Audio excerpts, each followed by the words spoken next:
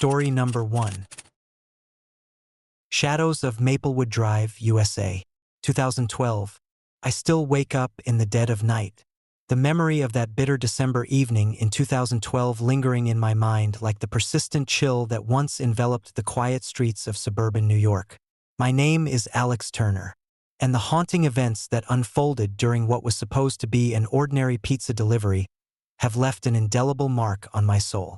A constant reminder of the thin line between the mundane and the macabre. It was a typical winter night, the kind where the air bites with frost and the streets are blanketed in a soft layer of snow, muting the sounds of the bustling city. As a dedicated delivery driver for Joe's Pizzeria, I had navigated countless routes across the sprawling suburbs, delivering hot, cheesy slices to hungry customers eager to unwind after a long day. But that night felt different. A subtle unease that gnawed at the edges of my consciousness. An inexplicable sense that something was amiss. The order came in just after 11 p.m. A large supreme pizza to 45 Maplewood Drive, a location I didn't recognize. I pulled up the address on my GPS, the screen flickering slightly before directing me down a winding road lined with tall oak trees heavy with snow. Maplewood Drive was nestled in a quieter part of town, where old houses stood as silent witnesses to the passage of time. The house at number 45 stood out even among the picturesque homes, its once vibrant facade now faded, windows boarded up or shattered, giving it a ghostly appearance that sent a shiver down my spine. I parked my aging Ford Ranger a few blocks away, the cold air biting through my jacket as I grabbed the insulated bag from the back seat. The house loomed before me, its presence oppressive and foreboding. I took a deep breath, trying to shake off the creeping unease, and made my way to the front door. The gravel crunched under my boots, the only sound breaking the oppressive silence of the night. I knocked softly, the sound echoing hollowly through the empty hallways. After a few moments, the door swung open with a force that sent me stumbling back. Standing in the doorway was a woman in her early 30s. Dressed in a simple, yet elegant dress that seemed out of place in the decaying house. Her hair was neatly styled, and her eyes held a vacant, haunted look that sent chills down my spine. "Hi, I'm here with your pizza," I said, extending the insulated bag towards her. She didn't respond, her gaze fixed on something beyond my sight. "Are you okay?" I asked, trying to mask the fear creeping into my voice. Without warning, she took a hesitant step forward, her movements slow and deliberate. The air around us seemed to grow colder, my breath visible in the frigid air as an unspoken tension filled the room. I placed the pizza on the small, cluttered table inside, the room dimly lit by a single, flickering lamp that cast long, wavering shadows on the walls.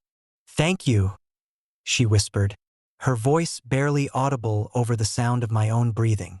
"Please, come in." Confusion and apprehension warred within me. I don't want to intrude. I'll just leave the pizza here." But before I could retreat, the door slammed shut, plunging the room into darkness. Panic surged through me as I fumbled for my phone, the screen illuminating the room with a weak, blue light. The woman stood there, her eyes now meeting mine with an intensity that felt almost supernatural. "There's something you need to see," she said, her voice trembling with a mixture of fear and desperation. Against my better judgment, I stepped inside, the door locking itself behind me with a finality that left no room for doubt. The room was cluttered with old furniture covered in white sheets, the remnants of a life long abandoned. Dust particles floated in the air, catching the light from my phone and adding to the eerie stillness that enveloped us. She gestured towards a faded photograph hanging crookedly on the wall. "This was my husband," she said softly, pointing to a black and white image of a man in a sharp suit, his smile warm and genuine. "He died here, under mysterious circumstances. No one ever figured out what happened." I studied the photograph, feeling a strange connection to the woman and her loss. "I'm so sorry for your loss," I said sincerely, unsure of how to comfort someone who seemed so broken. Tears welled up in her eyes as she turned to me, her expression shifting from sorrow to a desperate plea. Please, help me find peace. He never left. Before I could respond, the temperature in the room dropped sharply, my breath forming icy clouds in the frigid air. The walls seemed to close in around us, the shadows lengthening and twisting into grotesque shapes.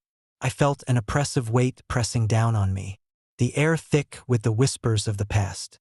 Suddenly, the room was filled with the sound of distant screams and agonized cries, echoing through the empty halls like a chorus of tortured souls. The photograph began to glow with an unnatural light, the image of her husband distorting and shifting as if alive. Find the truth. His voice echoed through my mind, a spectral presence guiding me toward the forgotten secrets of the old house. Determined to uncover the mystery that bound her spirit, I promised to help. I'll do whatever I can to find out what happened. The woman nodded, a glimmer of hope shining through her sorrow. Thank you. I can't rest until the truth is revealed.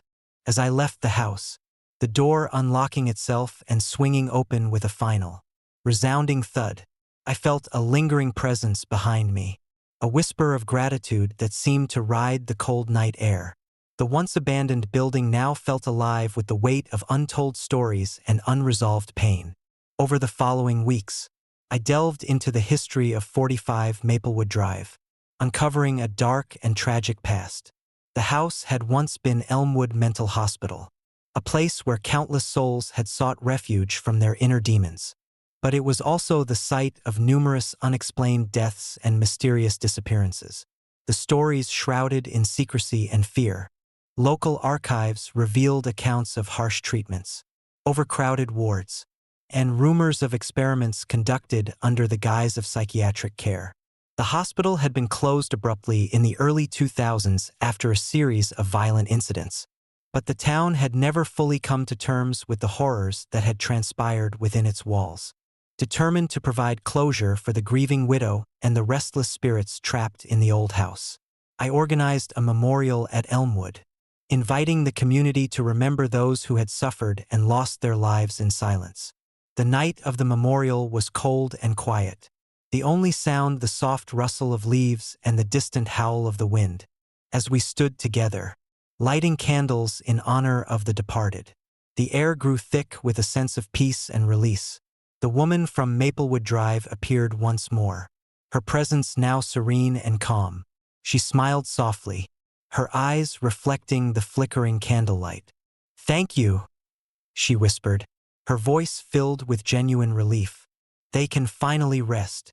A gentle warmth spread through the air, the oppressive weight lifting as the spirits of Elmwood found the closure they so desperately sought. The old house at Maplewood Drive seemed to breathe a sigh of relief, the shadows receding into the corners as the night embraced a newfound tranquility. The memory of that night remains vivid, a testament to the enduring power of compassion and the strength of the human spirit to overcome even the darkest of tragedies. The haunted halls of Elmwood Mental Hospital are now silent, the echoes of the past replaced by the whispers of peace and remembrance. Years have passed since that transformative night, but the lessons learned continue to resonate within me. I often find myself gazing at the old building from afar, the snow-covered grounds a stark contrast to the vibrant life it once held. The image of the grieving widow and the restless spirits serve as a haunting reminder of the thin line between life and death, and the eternal quest for truth and closure. And so, I warn others, respect the places you visit, honor the memories of those who have lost their way, and understand that some mysteries are too profound to uncover without compassion. For in the heart of Millersville, amidst the silent streets and lingering shadows, lies a darkness that can consume even the strongest of spirits, but also a light that can guide us towards redemption and peace. Story number 2. Whispers from the Forgotten Hallways, USA. 2015. I still wake up in the dead of night, the memory of that fateful December evening in 2015 haunting me like the persistent chill that seeped through the cracks of my apartment window. My name is Daniel Harris, and the events that unfolded during what was supposed to be an ordinary pizza delivery have left an indelible mark on my soul. a constant reminder of the thin line between the mundane and the macabre. It was a typical winter night in our small town of Millersville, Pennsylvania. The streets were cloaked in darkness, the occasional flicker of streetlights struggling against the heavy blanket of snow that had fallen earlier that evening. As a delivery driver for Tony's Pizzeria, I had made countless deliveries to the same cozy neighborhoods, navigating familiar streets with ease. But tonight was different. Something about the late hour and the biting cold made the night feel ominous, as if the town itself was holding its breath. The order came in just after midnight, a large pepperoni pizza to 112 Elmwood Avenue. I glanced at the address, a location I didn't recognize. Elmwood Avenue was a quiet street on the outskirts of town, where old houses stood side by side, their once vibrant colors now faded by time and neglect. My GPS directed me to an old, imposing building that looked more like a relic from another era than a typical residential house. I parked my aging Ford F-150 a few blocks away, the cold air prickling my skin as I grabbed the insulated bag from the back seat. The house at 112 Elmwood Avenue stood silent and foreboding, its windows boarded up or shattered, giving it a ghostly appearance. The iron gate was rusted, creaking ominously as I pushed it open and made my way down the gravel path toward the front door. Another one for the books, I muttered to myself, shaking off the creeping unease that settled in my stomach. I took a deep breath and knocked on the heavy wooden door, the sound echoing hollowly through the empty halls. After a few moments of silence, the door swung open with a force that sent me stumbling back. Standing in the doorway was a woman in her late 40s, dressed in a tattered coat that looked like it had seen better days. Her hair was disheveled, and her eyes held a vacant, haunted look that sent chills down my spine. "Hi, I'm here with your pizza," I said, extending the insulated bag towards her. She didn't respond, her gaze fixed on something beyond my sight. "Are you okay?" I asked, trying to mask the fear creeping into my voice. Without warning, she took a hesitant step forward, her movements slow and deliberate. The air around us seemed to grow colder, my breath visible in the frigid air as the atmosphere thickened with an unspoken tension. I reached out to place the pizza on the small, cluttered table inside, the room dimly lit by a single, flickering lamp that cast long, wavering shadows on the walls. "Thank you," she whispered, her voice barely audible over the sound of my own breathing. "Please, come in." Confusion and apprehension warred within me. I don't want to intrude. I'll just leave the pizza here." But before I could retreat, the door slammed shut, plunging the room into darkness. Panic surged through me as I fumbled for my phone, the screen illuminating the room with a weak blue light. The woman stood there, her eyes now meeting mine with an intensity that felt almost supernatural. "There's something you need to see," she said, her voice trembling with a mixture of fear and desperation. Against my better judgment, I stepped inside, the door locking behind me with a finality that left no room for doubt. The room was cluttered with old furniture covered in white sheets, the remnants of a life long abandoned. Dust particles floated in the air, catching the light from my phone and adding to the eerie stillness that enveloped us. She gestured towards a faded photograph hanging crookedly on the wall. "This was my husband," she said softly, pointing to a black and white image of a man in a sharp suit, his smile warm and genuine. "He died here, under mysterious circumstances. No one ever figured out what happened." I studied the photograph, feeling a strange connection to the woman and her loss. "I'm so sorry for your loss," I said sincerely, unsure of how to comfort someone who seemed so broken. Tears welled up in her eyes as she turned to me, her expression shifting from sorrow to a desperate plea. "Please, help me find peace. He never left." Before I could respond, the temperature in the room dropped sharply, my breath forming icy clouds in the frigid air. The walls seemed to close in around us, the shadows lengthening and twisting into grotesque shapes. I felt an oppressive weight pressing down on me, the air thick with the whispers of the past. Suddenly, The room was filled with the sound of distant screams and agonized cries, echoing through the empty halls like a chorus of tortured souls. The photograph began to glow with an unnatural light, the image of her husband distorting and shifting as if alive. "Find the truth," his voice echoed through my mind, a spectral presence guiding me toward the forgotten secrets of the old building. Determined to uncover the mystery that bound her spirit, I promised to help. "I'll do whatever I can to find out what happened." The woman nodded, a glimmer of hope shining through her sorrow. "Thank you. I can't rest until the truth is revealed." As I left the house, the door unlocking itself and swinging open with a final, resounding thud, I felt a lingering presence behind me, a whisper of gratitude that seemed to ride the cold night air. The once abandoned building now felt alive with the weight of untold stories and unresolved pain. Over the following weeks, I delved into the history of 112 Elmwood Avenue, uncovering a dark and tragic past. The building had once been Willowbrook Mental Hospital, a place where countless souls had sought refuge from their inner demons. But it was also the site of numerous unexplained deaths and mysterious disappearances, the stories shrouded in secrecy and fear. Local archives revealed accounts of harsh treatments, overcrowded wards, and rumors of experiments conducted under the guise of psychiatric care.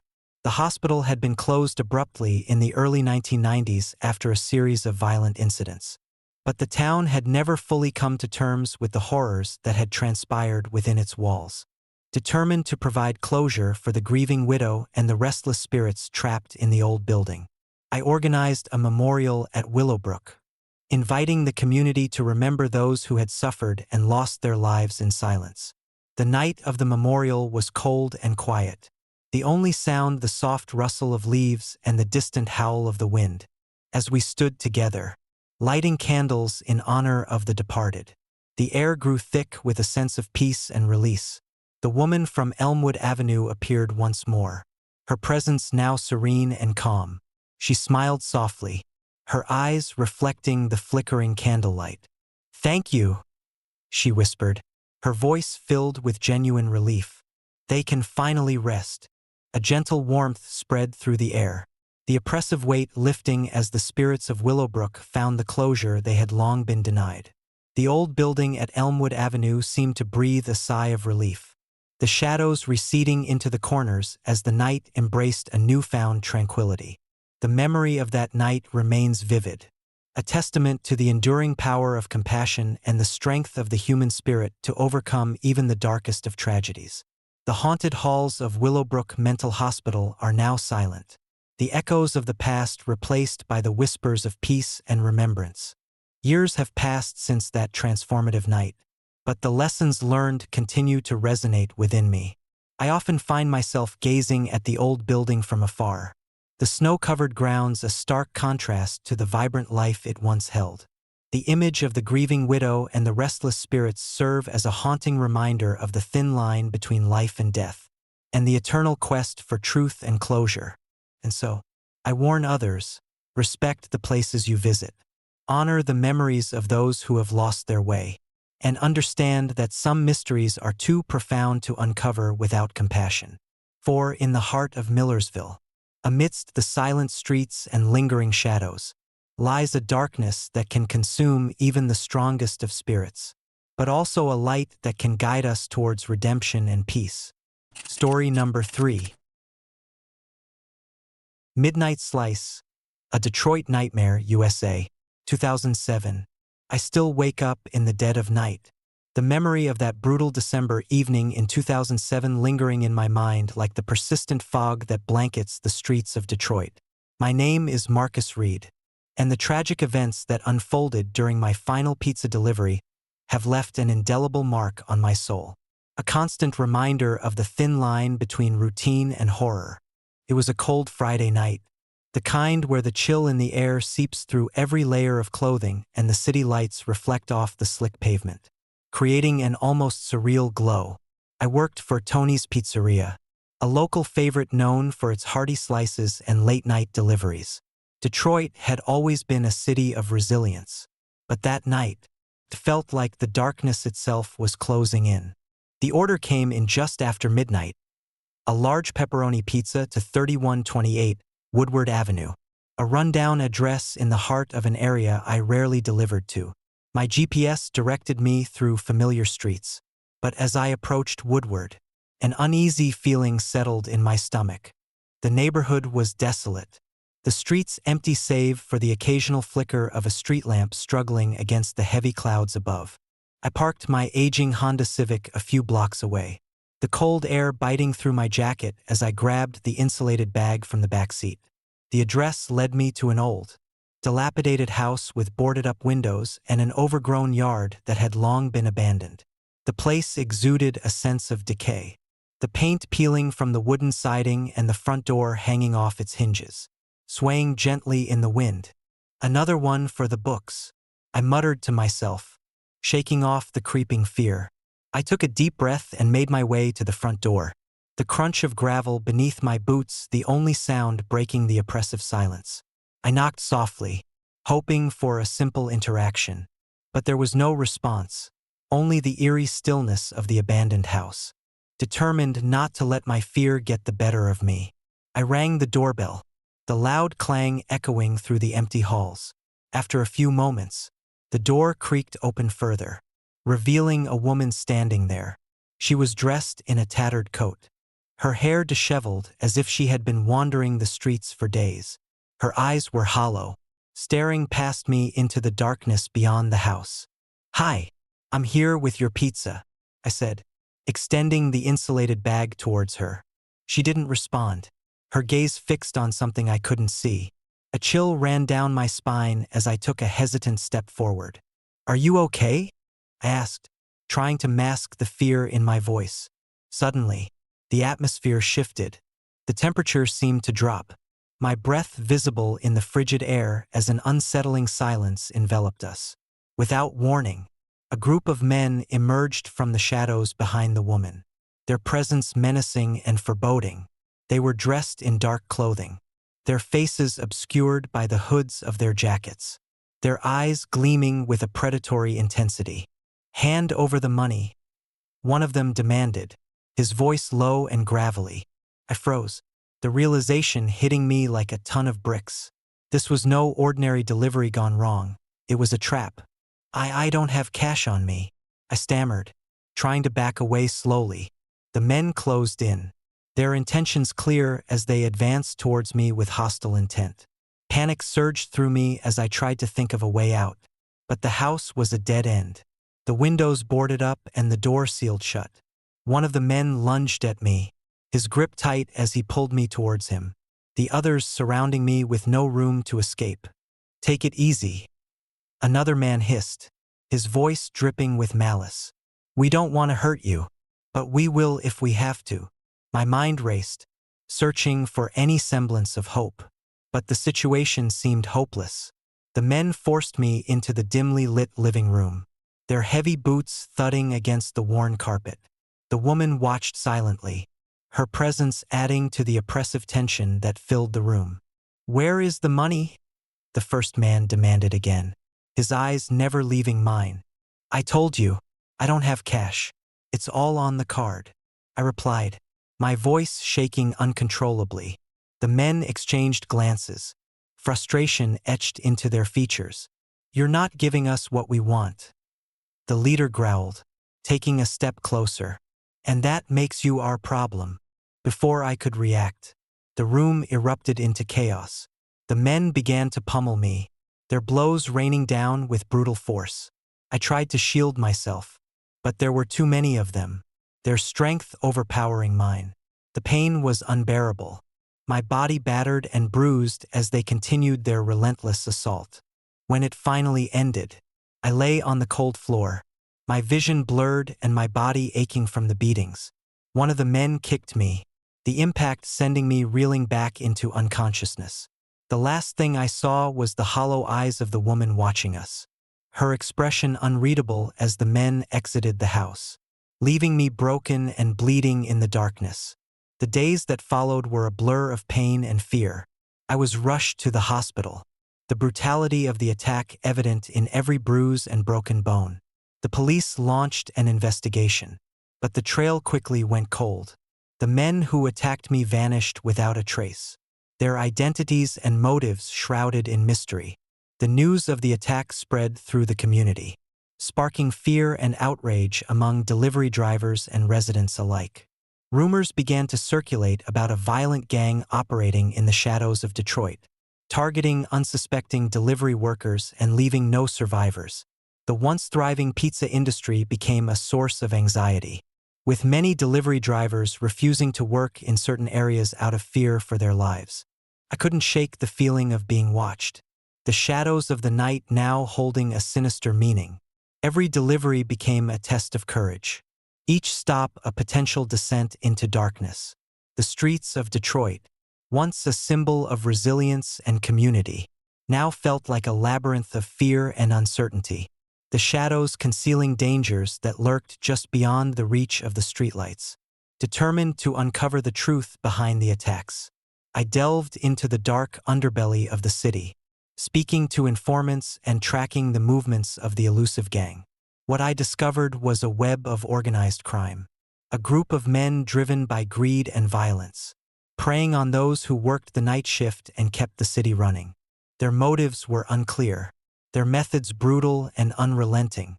Some speculated that it was a form of extortion, targeting delivery workers who had access to cash and valuables. Others believed it was a twisted game, a way for the gang to exert control and instill fear within the community. Whatever the reason, the attacks continued, each one more violent than the last, leaving a trail of fear and despair in their wake. The police were overwhelmed, their efforts hampered by the gang's ability to remain invisible within the sprawling city. The community turned inward, delivery drivers forming tight-knit groups for protection, sharing information and supporting one another in the face of relentless danger. The bond among us grew stronger, united by the shared trauma and the unwavering determination to survive. But the gang was always one step ahead, their presence a constant threat that loomed over our lives. The streets of Detroit became a battleground, a place where fear and violence reigned supreme, the shadows concealing the horrors that unfolded in the dead of night. One evening, driven by a mix of desperation and courage, I received another delivery order to the same address where I had been attacked. My heart raced as I recognized the haunted look in my own eyes, a reflection of the fear that had become all too familiar. I knew I had to confront the gang, to find out who they were and why they targeted us. I arrived at the old house on Elmwood Drive, the same place where my life had been shattered. The street was deserted, the cold wind whispering through the broken windows like the ghosts of the past. I took a deep breath, summoning every ounce of strength, and approached the front door once more. This time, I wasn't alone. A group of trusted friends and fellow delivery drivers had joined me, their presence a source of strength and support. We knocked on the door, the sound echoing through the empty halls, the memories of my previous attack fueling our determination. The door swung open, revealing the same woman with the vacant eyes, her presence both haunting and heartbreaking. Behind her, the men of the gang stood, their faces obscured by the darkness, their intentions as clear as ever. "Stay back," the leader growled, his voice filled with menace. "We don't want any trouble." But this time, we were prepared. We had armed ourselves with flashlights, pepper spray, and a resolute determination to put an end to the terror that had plagued our lives. The confrontation was inevitable, the tension palpable as the two groups faced off in the dilapidated living room. "You need to stop," I demanded, my voice steady despite the fear coursing through me. "Why are you doing this? What do you want from us?" The leader stepped forward, his eyes gleaming with a twisted sense of satisfaction. "Control," he replied simply. "We control the streets, the shadows. We decide who lives and who dies." A fight ensued, chaos erupting as the two groups clashed amidst the broken furniture and shattered glass. The night became a blur of motion and violence, the echoes of our struggle reverberating through the empty halls. Despite our efforts, the gang's numbers and experience proved overwhelming, their brutality unmatched as we fought for our lives. In the midst of the chaos, the woman with the vacant eyes stepped forward, her presence adding to the surreal nightmare that had become our reality. Her voice, soft yet filled with an undeniable sorrow, pierced through the violence. "Stop this madness," she pleaded, her eyes meeting mine with a desperate plea. Something within me shifted, the realization that this cycle of fear and violence needed to end. "We don't want to hurt you," I said, my voice cracking with emotion. "There has to be another way." The leader hesitated, the conflict in his eyes evident as the woman's words sank in. Slowly, the tension began to dissipate, the oppressive atmosphere lifting as the shadows receded. The gang members looked around, uncertainty replacing the fierce determination that had fueled their actions. We didn't want it to be this way," the leader muttered, his voice tinged with regret. "But you're getting in our way." I stepped forward, offering a hand of peace. "Let's find a solution together. No more violence. We can work this out." After a tense moment, the leader nodded, his grip loosening as the echoes of the past began to fade. The woman smiled softly, her eyes no longer vacant but filled with a sense of hope and closure. The darkness lifted entirely, leaving behind a sense of calm that had been absent for far too long. The aftermath was both liberating and heartbreaking. The gang disbanded, their hold over the streets of Detroit broken by our collective courage and determination. The community began to heal, the shadows that once loomed large now fading into the background as we rebuilt our lives with a newfound sense of resilience. But the memory of that night remains vivid, a haunting reminder of the darkness that can consume even the brightest of souls. The streets of Detroit, once a symbol of fear and violence, now stand as a testament to the strength of community and the enduring power of hope. Years have passed since that harrowing encounter, but the scars remain, etched into the very fabric of my being. I continue to deliver pizzas, the job now intertwined with the memories of those lost and the battles we fought together. The shadows of Detroit, once a source of terror, now hold a place of respect and remembrance, a reminder of the thin line between darkness and light. And so, I warn others, respect the streets you navigate, honor the memories of those who have been lost to the shadows, and understand that some mysteries are too profound to uncover. For in the heart of Detroit, amidst the silent streets and lingering shadows, lies a darkness that can consume even the bravest of spirits, but also a light that can guide us towards redemption and peace. Story number 4. The Haunted Delivery, USA. 2013. I still wake up in the dead of night, the memory of that chilly November evening in 2013 haunting me like the lingering fog that blankets the quiet streets of suburban Michigan. My name is Ryan Mitchell, and the events that unfolded during what was supposed to be a routine pizza delivery have left an indelible mark on my soul. A constant reminder of the thin line between normalcy and nightmare. It was a typical Friday night, the kind where the air carries a hint of anticipation for the weekend ahead. As a delivery driver for Papa's Pizzeria, I had made countless deliveries across the city, navigating through bustling neighborhoods and serene suburbs with ease. But that night, something felt off, a subtle unease that I couldn't quite place, gnawing at the edges of my consciousness. The order came in just after 10 p.m., a large pepperoni pizza to 142 Maplewood Drive, a location I didn't recognize. I pulled up the address on my GPS, the screen flickering slightly before directing me to an old, weathered house nestled at the end of a narrow cul-de-sac. The neighborhood seemed deserted, the streets eerily quiet except for the distant hum of traffic and the occasional bark of a dog. "Looks like it's just you and me tonight, buddy," I muttered to myself, adjusting the insulated bag in the back seat. I grabbed the pizza and made my way to the front door, the cold air biting through my jacket as I approached the house. The building stood ominously against the night sky, its facade faded and worn, windows boarded up or shattered, giving it a ghostly appearance. I knocked on the door, the sound echoing hollowly through the empty hallways. After a few moments of silence, the door creaked open, revealing a woman standing there. She was dressed in an old-fashioned, forest green dress, her hair wild and tangled, as if she had just wandered in from the depths of the nearby woods. Her eyes were large and unnervingly vacant, staring straight ahead without a hint of recognition. "Hi, I'm here with your pizza," I said, extending the insulated bag towards her. She didn't respond, her gaze fixed on something I couldn't see. Unease settled over me like a heavy blanket, the atmosphere thick with an unspoken tension. I took a step closer, the faint scent of lavender and damp earth wafting from her. "Is everything okay?" I asked, my voice betraying my growing anxiety. She remained silent, her expression blank as she took a hesitant step forward. Without warning, a gust of wind swept through the doorway, slamming it shut with a force that sent me stumbling back.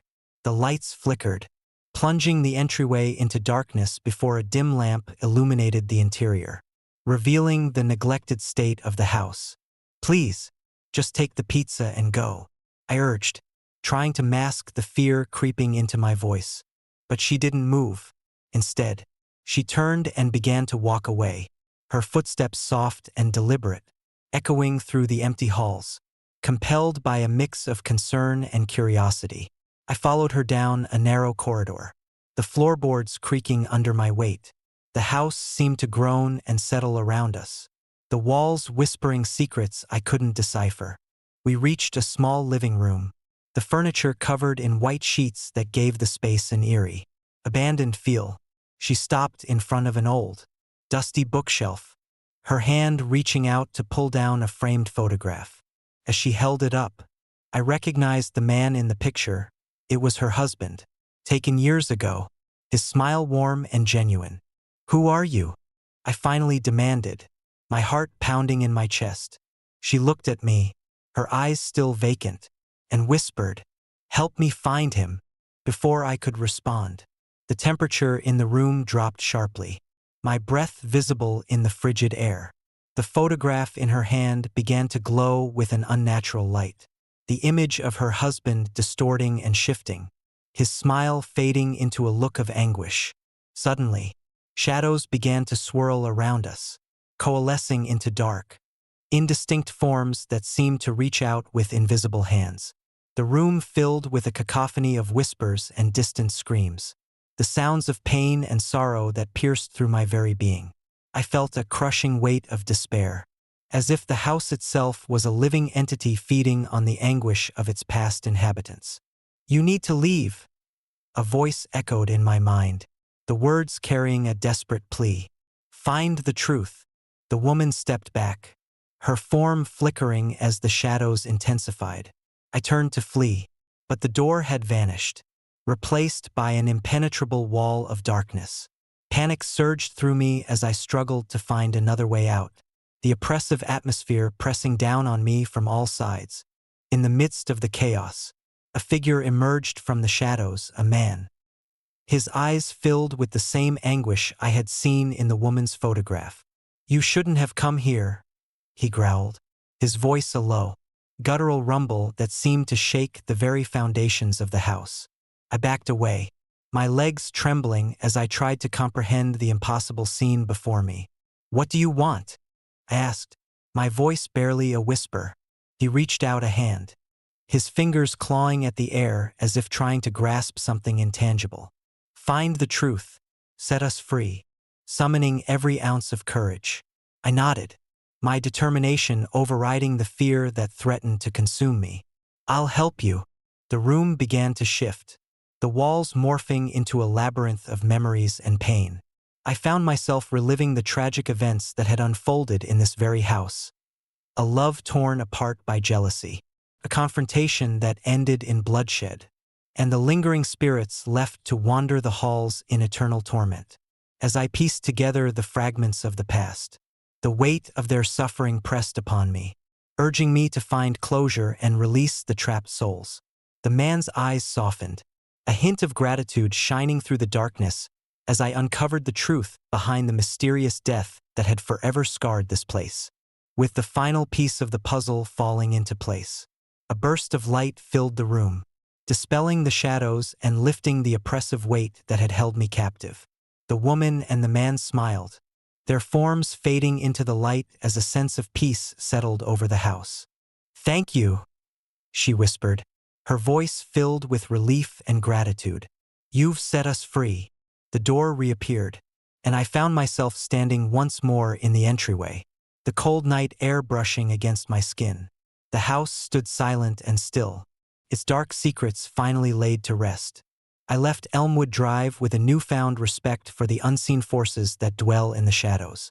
The memory of that night, a constant reminder of the thin line between the living and the dead. In the weeks that followed, the story of my haunted delivery spread among my colleagues, a cautionary tale of the dangers lurking in the forgotten corners of the city. The once mundane job now carried an undercurrent of fear, especially when delivering to less frequented areas. Conversations in the break room were tinged with anxiety, the memory of that night serving as a stark reminder of the unknown horrors that can descend upon even the brightest of nights. But the true horror wasn't just the experience itself. It was the lingering presence that followed me home, the feeling of being watched, and the shadows that seemed to dance just beyond my peripheral vision. Every delivery became a test of courage, each stop a potential descent into darkness. The city that once felt alive and vibrant now seemed like a sprawling maze of fear and uncertainty, the streets echoing with the whispers of the past. I couldn't shake the image of the red-eyed man and the sorrowful woman, their faces a haunting reminder of the tragedy that had unfolded within those walls. The unresolved murder, the restless spirits, and the thin veil between reality and the supernatural blurred into a single, terrifying narrative that I carried with me every night. Years have passed since that fateful night, but the memory of Elmwood Drive and the haunted house remain vivid, a spectral presence that haunts my every thought. I continue to deliver pizzas, the job now intertwined with the supernatural, each delivery a reminder of the horrors that lie just beyond the reach of our understanding. The streets of Michigan, once a symbol of home and safety, now hold a place of fear and mystery in my heart, a testament to the enduring power of sorrow and the unyielding quest for truth. And so, I warn others, respect the places you visit, honor the memories of those who have lost their way, and understand that some mysteries are too profound to uncover. For in the heart of Michigan, amidst the silent streets and lingering shadows, lies a darkness that can consume even the bravest of souls, leaving behind only echoes of fear and the eternal struggle for peace. Story number 5. Shadowed Streets. A Pizza Delivery Nightmare, UK. 2019. I still wake up in the dead of night, the memory of that chilling December evening in 2019 haunting me like the persistent fog that blankets the streets of London. My name is Liam Harper, and the events that unfolded during what was supposed to be a routine pizza delivery have left an indelible mark on my soul, a constant reminder of the thin line between safety and terror. It was a typical Friday night, the city pulsating with life as the holiday season approached. I worked for Midnight Slice, a popular pizza chain known for its late-night deliveries across the sprawling metropolis. The job was straightforward: deliver piping hot pizzas to hungry customers, navigate the labyrinthine streets of London, and return to the warmth of my small apartment. But that night, everything changed. The order came in around midnight, a large pepperoni pizza to 47 Elmwood Drive, a quiet, unassuming address in East London. I glanced at the map on my phone. Elmwood Drive was nestled in a residential area, surrounded by row after row of terraced houses. It was the kind of place where everyone knew each other, and crime rates were notoriously low. Yet, as I reviewed the order details, a nagging sense of unease settled in the pit of my stomach. Just another delivery, I muttered to myself, shrugging off the feeling. I grabbed the pizza from the insulated bag, ensuring it was still hot and fresh, and hopped into my battered Honda Civic. The engine roared to life, and I merged into the late-night traffic, the headlights cutting through the darkness like beacons guiding me to my destination. As I navigated the familiar streets, the cityscape blurred by in a mix of red taillights and passing cars. The radio played an old rock ballad, the lyrics barely audible over the hum of the engine and the occasional honk of a horn. My thoughts wandered to the upcoming holidays, the warmth of family gatherings, and the simple pleasure of delivering a hot meal to someone in need. Elmwood Drive wasn't on my usual route, but with the GPS recalculating my path, I had no choice but to follow it.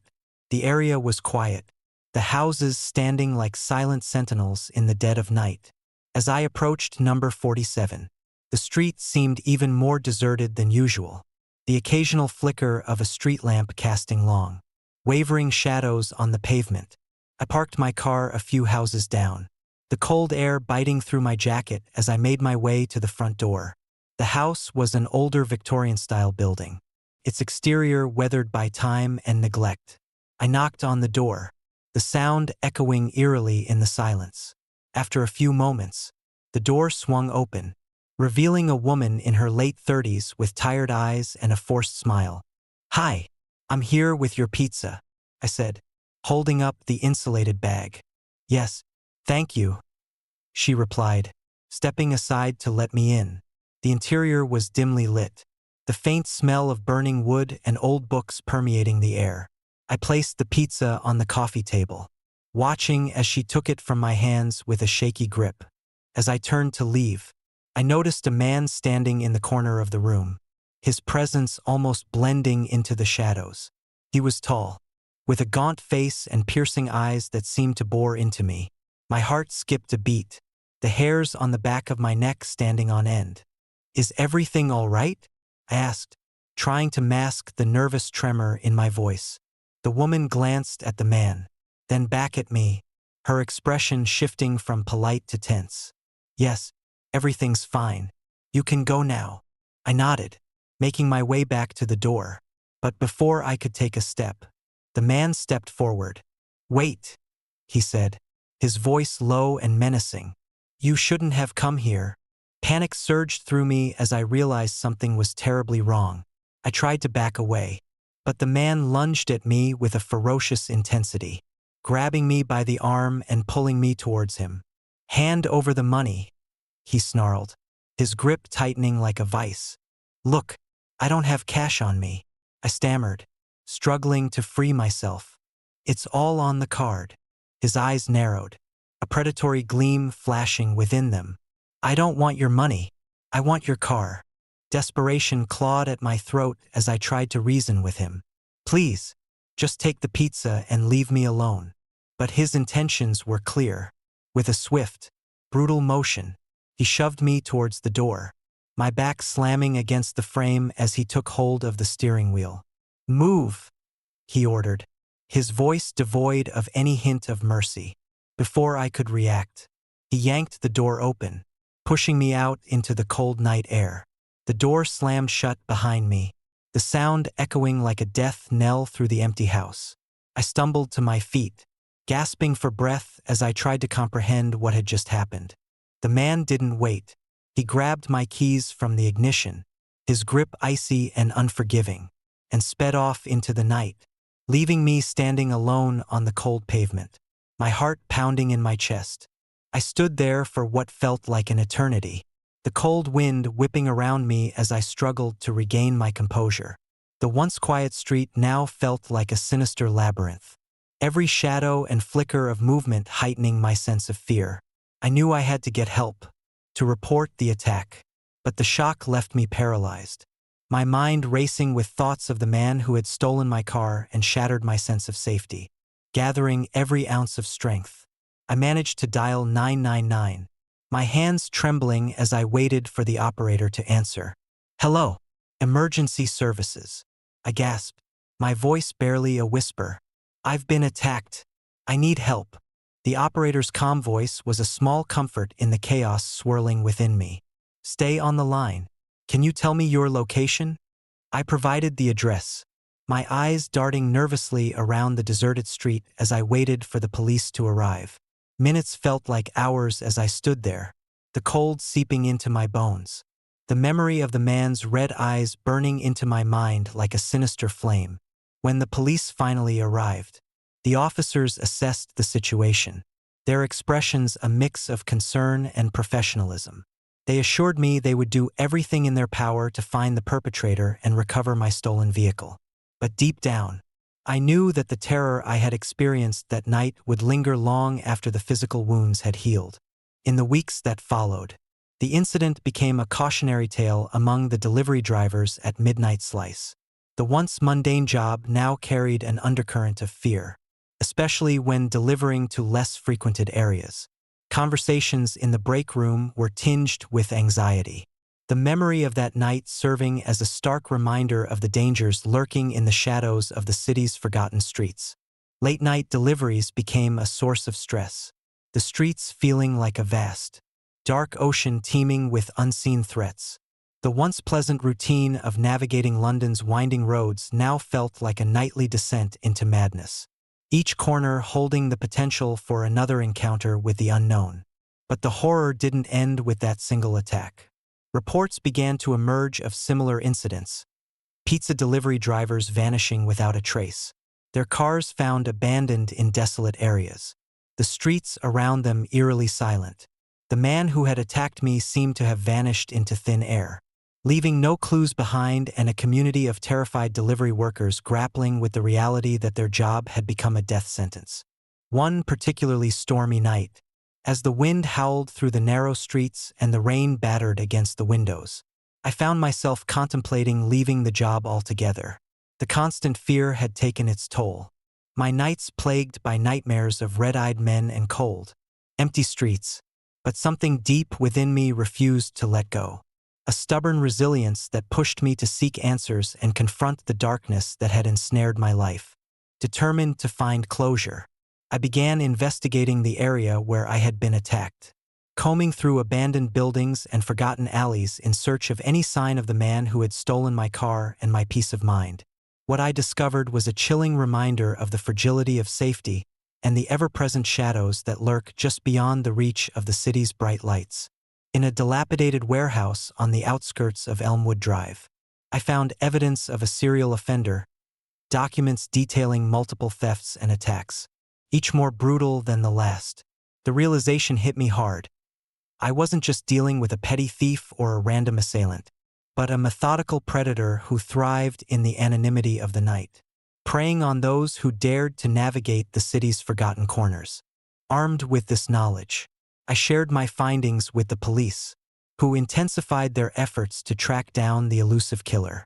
But despite their best efforts, the man remained a phantom, slipping through their fingers like smoke in the wind.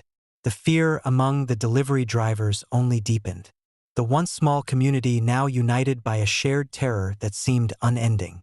Years have passed since that harrowing night, but the memory of the attack still lingers like a shadow that refuses to fade. I left Midnight Slice shortly after, seeking solace in a different career, but the scars run deep, the echoes of that night forever etched into my psyche. The streets of London, once a symbol of opportunity and excitement, now hold a place of dread in my heart, a reminder of the darkness that can descend upon even the brightest of cities. The story of that night serves as a cautionary tale, a reminder that beneath the veneer of safety and civilization lies an undercurrent of fear and vulnerability. The pizza delivery job, once a source of income and independence, transformed into a nightly battle against the unseen forces that seek to consume and destroy. And so, I warn others, respect the streets you navigate, honor the memories of those who have been lost to the shadows, and understand that some places hold secrets too dark to uncover. For in the heart of London, amidst the silent streets and lingering shadows, lies a darkness that can consume even the bravest of souls, leaving behind only echoes of fear and the eternal struggle for survival. Story number 6. The Last Delivery, USA, 2017. I still wake up in the dead of night, the memory of that frigid December evening in 2017 haunting me like the lingering shadows that danced around the alleyways of New York City. My name is Jake Thompson, and the events that transpired during my last pizza delivery have left an indelible mark on my soul. A constant reminder of the thin line between routine and nightmare. It was a typical Friday night, the kind where the city pulsed with energy and the streets were alive with the sounds of traffic and laughter. As a dedicated pizza delivery driver for Tony's Pizzeria, I had navigated every corner of Manhattan, from the bustling Times Square to the quieter streets of the Upper West Side. But tonight, something felt different, a subtle unease that I couldn't quite place. The order came through just after 11 p.m., a large pepperoni pizza to 213 Grove Street, a nondescript address in the heart of Brooklyn. I had made countless deliveries to this area, always greeted by friendly faces and the warm glow of well-lit apartments. Tonight, however, my gut tightened with a sense of foreboding as I pulled up to the address. The building was an old, brick apartment complex, its facade worn by years of weather and neglect. The hallway was dimly lit, the fluorescent lights flickering intermittently, casting eerie shadows on the walls. I parked my car and grabbed the pizza, the warm aroma offering a brief respite from the chill in the air.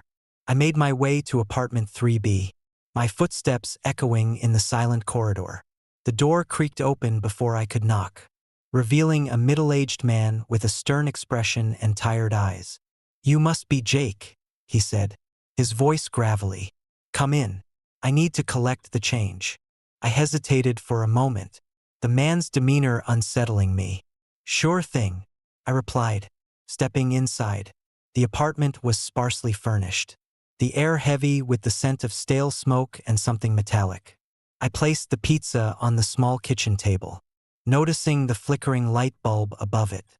"Here's your change," he said, his hand trembling slightly as he reached for the money.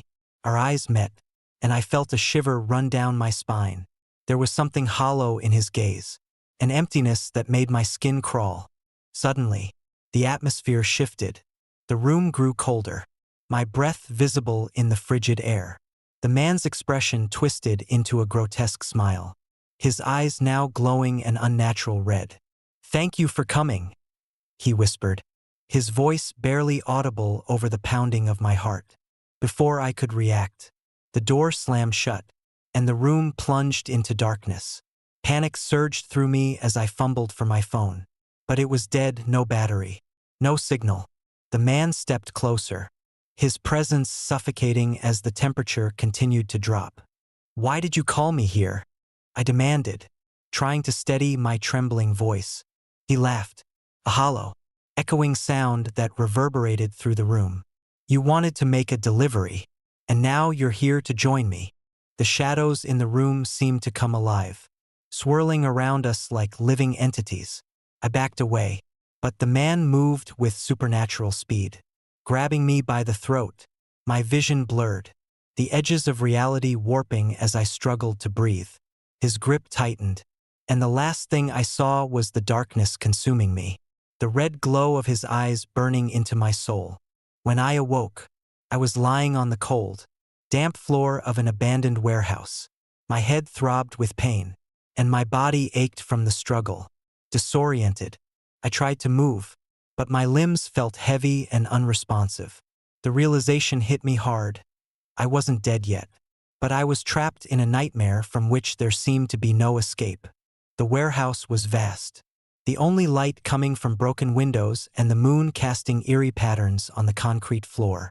As I tried to sit up, memories of the man in the apartment flooded my mind, his hollow eyes, the oppressive cold, the sense of dread that had taken hold of me. I knew I had to find a way out, to survive this hellish ordeal. Summoning every ounce of strength, I dragged myself to my feet and began to explore the warehouse, searching for an exit. The silence was deafening, broken only by the distant dripping of water and the occasional scurrying of rats. As I navigated the labyrinthine corridors, the feeling of being watched never left me, the shadows seeming to reach out with unseen hands. Hours passed, or perhaps days. I couldn't tell in the timeless void of the warehouse. Exhaustion gnawed at me, but the fear of the unknown kept me moving forward. Then, in the far corner of the building. I heard a faint sound, a child's laughter, sweet and innocent, echoing through the empty space. Curiosity and hope surged within me as I followed the sound, my flashlight cutting through the darkness. The laughter led me to a small room, untouched by time, with a single window overlooking a desolate street. In the center of the room stood a figure, a young boy with sad eyes and a tattered coat, his presence both comforting and sorrowful. "Who are you?" I asked, my voice cracking with emotion. He looked at me with understanding, his eyes reflecting a pain that resonated deep within me. "I'm here to help you," he whispered, his voice a soothing balm to my frayed nerves. Tears welled up in my eyes as I sank to the floor, the weight of my ordeal pressing down on me. "I don't know how to get out of here. Please, help me." The boy extended his hand, a warm light emanating from his touch. "Follow me," he said, standing up. "I'll guide you to safety." With nothing left to lose, I took his hand, feeling a surge of energy course through me. The shadows around us began to dissipate, the oppressive darkness lifting as we moved towards the door. As we reached the entrance, the warehouse transformed, the cold replaced by a warm, inviting glow. The boy smiled, his mission complete.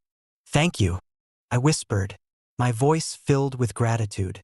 He nodded, fading into the light as the door swung open, revealing the snowy streets of New York once more. I stumbled out, the cold air invigorating me as I took in my surroundings. The night was still, the city lights twinkling like distant stars, offering a stark contrast to the nightmare I had just escaped. As I made my way back to my car, memories of that night flooded my mind, the man in the apartment, the abandoned warehouse, and the boy who had saved me from the darkness. I knew then that I had been given a second chance, a chance to live and to remember the horrors that lurked in the shadows of everyday life.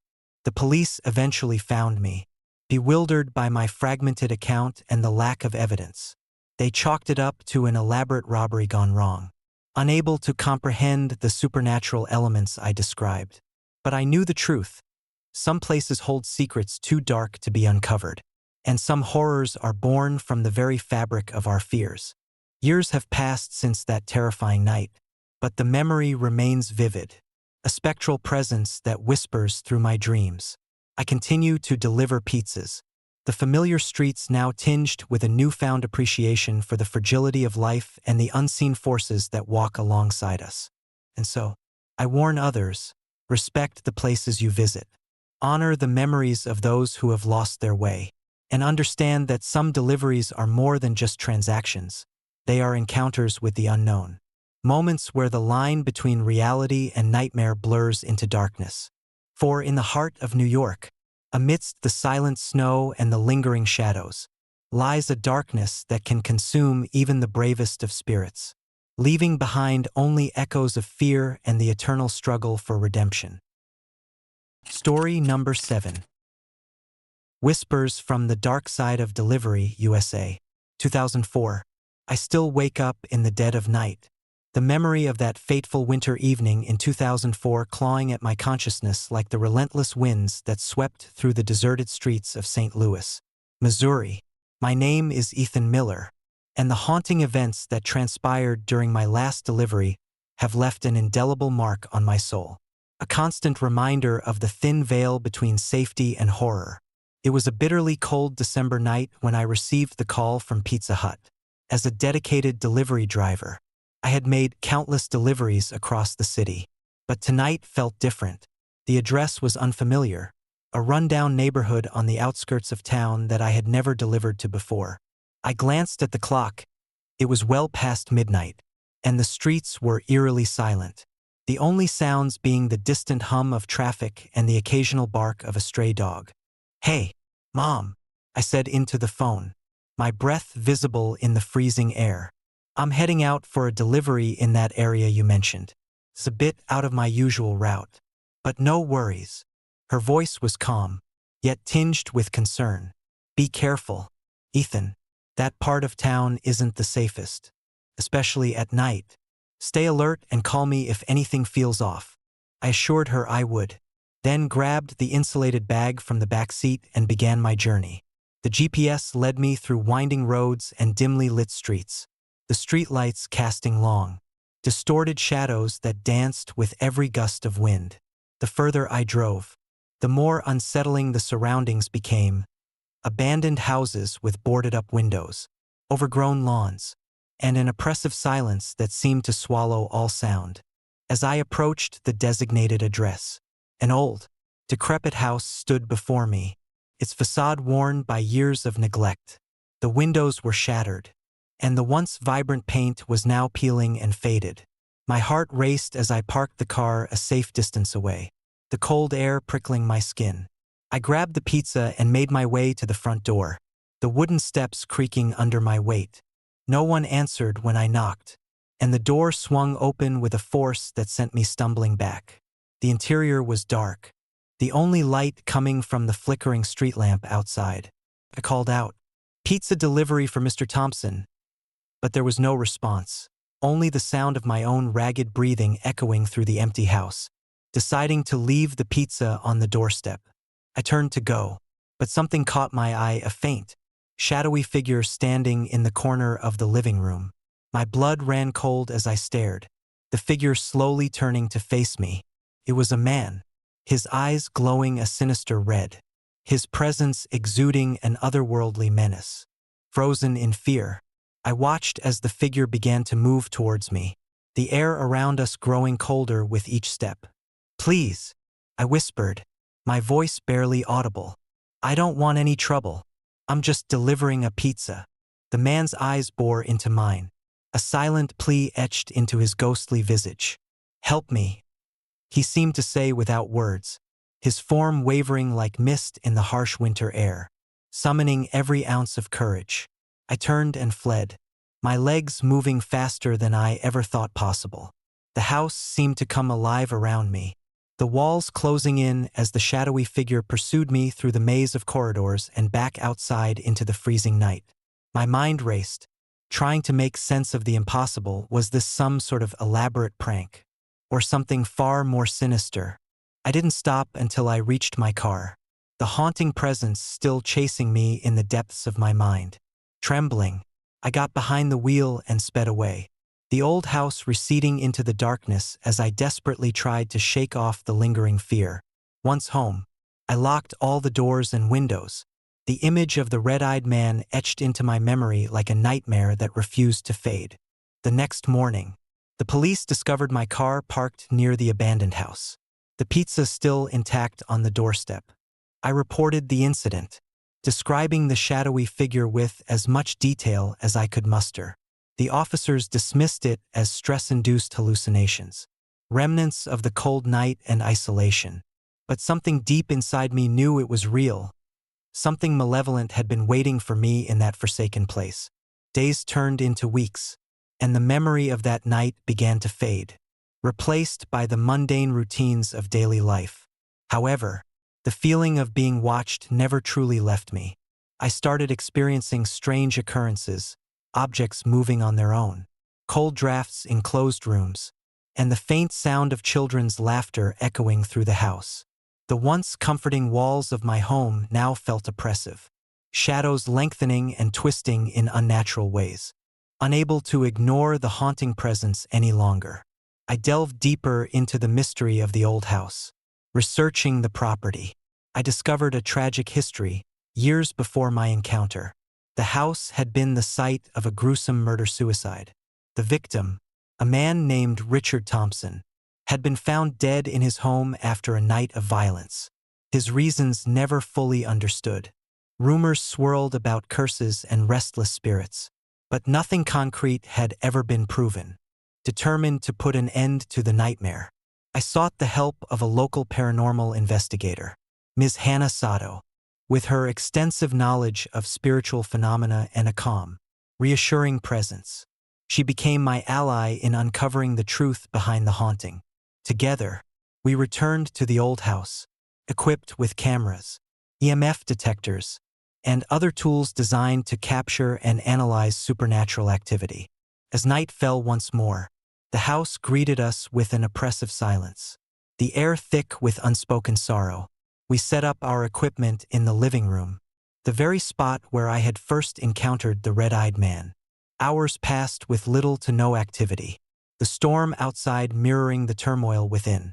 Just as we were beginning to lose hope, the temperature plummeted, and the EMF detectors began to spike uncontrollably. The air grew heavy, our breaths visible in the freezing cold as we felt the presence of something powerful and vengeful. Suddenly, the shadowy figure appeared once again, more defined this time, his eyes burning with an intense, otherworldly fire. "Help me," he repeated, his voice a haunting echo that reverberated through the house. Miss Sato approached cautiously, her voice calm and soothing.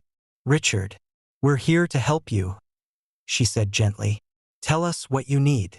The spirit's form flickered, his expression shifting from anguish to desperation. "Find peace," he whispered, his voice filled with an eternal sorrow. "Release us from this torment." Realizing that Richard's spirit was trapped in a cycle of pain and unrest, I felt a surge of determination. "What can we do to help you find peace?" I asked, my voice steady despite the fear gripping me. Miss Sato closed her eyes, connecting with the spirit on a deeper level. "Richard, what happened here? What keeps you bound to this place?" The air grew colder, the presence of the spirit intensifying as he began to recount the tragic events that had unfolded years ago. "I lost everything," he began, his voice echoing with the weight of his despair. "My family, my home. I couldn't bear the pain. I took my own life, but my spirit remains, trapped by the sorrow and anger that consume me." Understanding the depth of his suffering, I knew we had to help him let go. "Richard, your pain doesn't have to define you anymore," I said softly. "Let us help you find the peace you deserve." With a final, sorrowful gaze, Richard's spirit began to dissolve, the oppressive darkness lifting as the air warmed and the shadows receded. The house felt lighter. The weight of years of torment finally lifted as the spirit found the peace he had long been denied. As dawn broke, we left the old house behind, the first rays of sunlight piercing through the darkness and illuminating the snow-covered grounds. The haunting presence that had plagued me for months was gone, replaced by a sense of calm and closure that I had never thought possible. In the aftermath, the house remained abandoned, its tragic history now a part of its eerie legacy. The community gradually forgot the horrors that had transpired within its walls. But I never forgot the lessons learned from my ordeal. The thin line between the living and the dead, between safety and horror, had been laid bare before me, a stark reminder of the enduring power of sorrow and the ultimate quest for peace. Years have passed since that harrowing night, but the memory of Richard Thompson and the haunting of Elmwood High remain vivid in my mind. I often find myself gazing out at the old house from afar, the snow-covered landscape a stark contrast to the vibrant life it once held. The whispers of the past linger like shadows in the night, a reminder that some places hold secrets too dark to uncover, and that the spirits of the lost continue to seek the peace that was denied them. And so, I warn others, respect the places you cherish, honor the memories of those who have walked before you, and understand that some mysteries are too profound to solve. For in the heart of St. Louis, amidst the silent snow and the lingering shadows, lies a darkness that can consume even the strongest of spirits, leaving behind only echoes of fear and the eternal struggle for redemption.